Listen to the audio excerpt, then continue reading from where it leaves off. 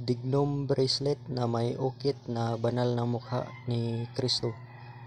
At ito ay nagagamit pangkalahatang proteksyon sa lahat ng klaseng malalang aksidente na maaaring ikamatay ng tao. Kasama na rito ang panipas o panglihis sa lahat ng klaseng bala ng mga baril na pumuputok sa panahon ng may maminsala.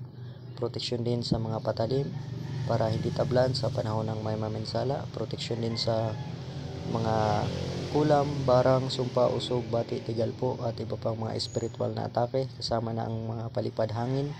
Proteksyon din sa mga aswang, mga bad spirits at iba pang mga nilalang na hindi nakikita ng ordinaryong mata ng tao.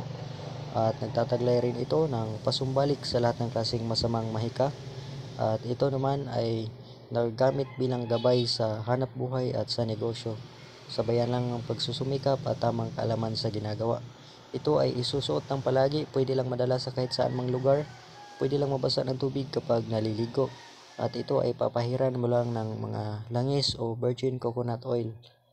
Pwede every Martes at Friday. At ito ay nagagamit sa pangmatagalang panahon kapag iingatan.